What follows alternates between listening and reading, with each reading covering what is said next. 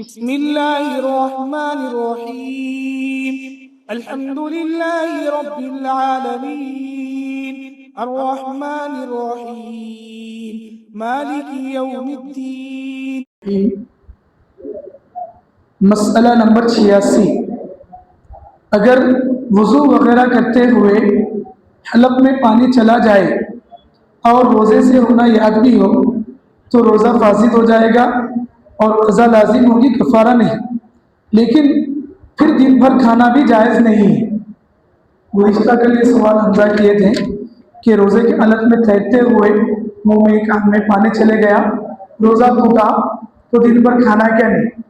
تو وضو کرتے وقت کلی کرتے ہوئے حلق میں پانی لی، منہ میں پانی لیے، حلق میں پانی اتر گیا غلطی سے، تو اس سے روزہ ٹوٹ جاتا۔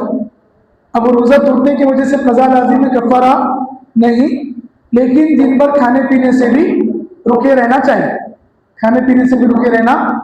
غلطی سے ٹوٹا تو تم رونا بول کے جان بوجھ کے اس کو مت توڑ، ٹھیک ہے۔ مسئلہ نمبر 87، روزے کی حالت میں کسی شخص نے جمائی لی اور جمائی لیتے وقت سر اوپر کو اٹھایا اور اوپر پرنالا تھا، چھت کی جو پینٹیں لٹکتی، چھتوں میں سے ٹینوں میں سے پانی جو گرتا اٹھاتے گی، وہ پانی منہ میں چلے گیا، جس کی وجہ سے پانی کا قطرہ اس کے حلق میں چلا گیا تو روزہ ٹوٹ جائے گا۔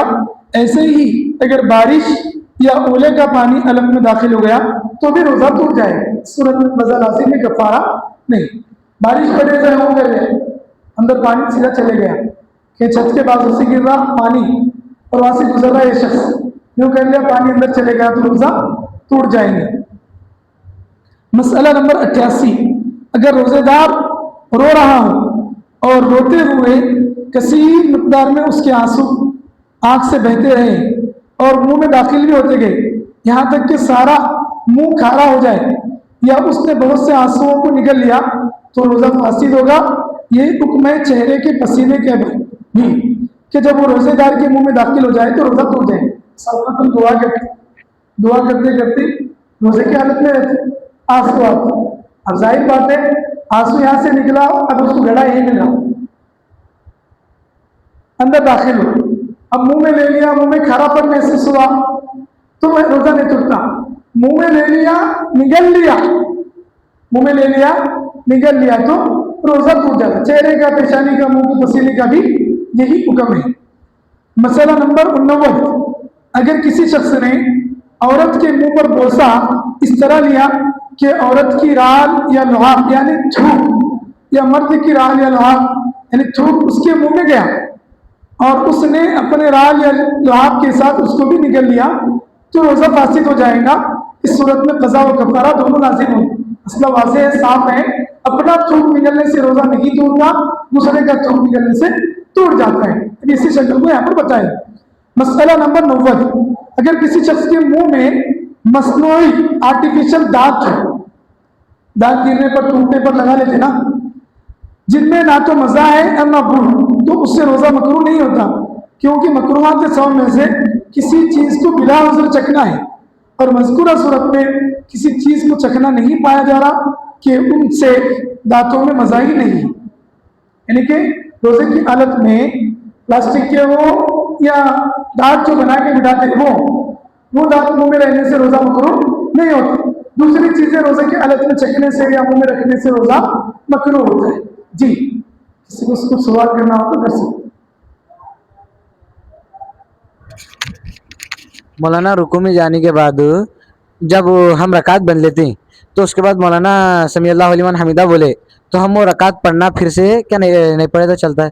آپ کا سوال یہ ہے کہ امام صاحب رکوع میں جانے کے بعد آپ آئے، آپ رکوع میں جا رہے ہیں، امام صاحب سمیع اللہ لمن حمیدہ بول رہے ہیں، تو وہ رکعت آپ کی ہو گئی یا نہیں؟ آپ کا یہ سوال ہے۔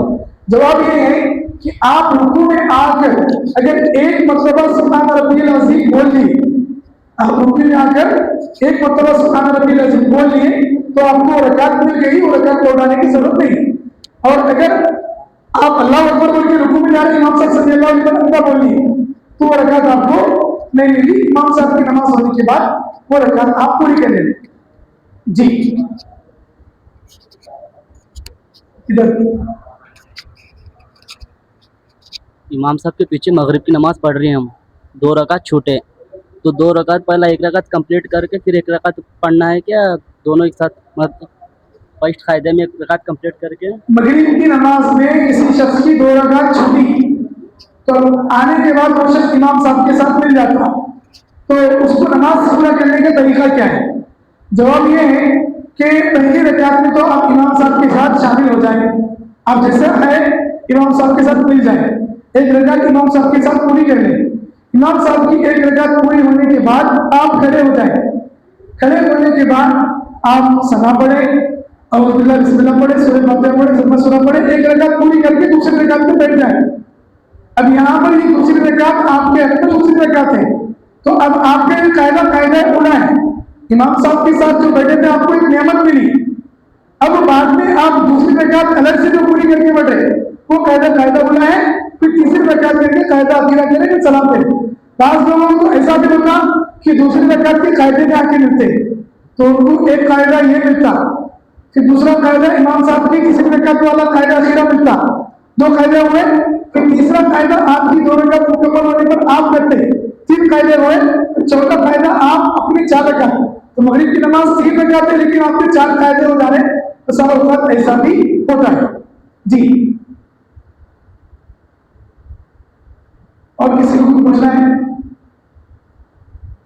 وہ بندے بندے کے گزشتہ کل جو سوال کر رہے تھے وہ سوال ایسا تھا کہ جیسے میں بیٹھے بیٹھے سورہ اخلاص پڑھ لی، اب میرے بیٹھے بیٹھے خالی پڑھنے سے نیت کرے بغیر ہمارے والد صاحب کو اس میں ثواب ملتے گئے، تو اس کے 2 جواب ہیں۔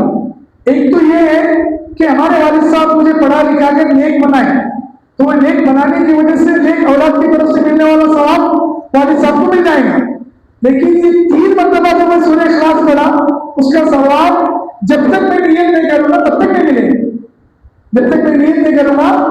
ثواب کسی کو پہنچنے کے لیے پڑھنے والے کی جانب سے نیت کا پایا جانا ضروری ہے۔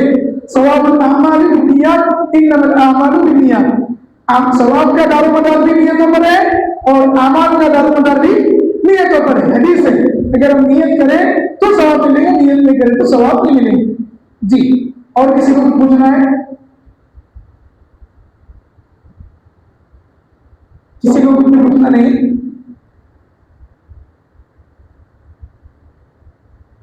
ٹھیک ہے، سبحان اللہ وبحمدہ، سبحانک اللہم وبحمدک، نشہد ان لا الہ الا انت، نستغفرک ونتوب الیک، سبحان ربک رب العزۃ عما یصفون، وسلام علی المرسلین، والحمد للہ۔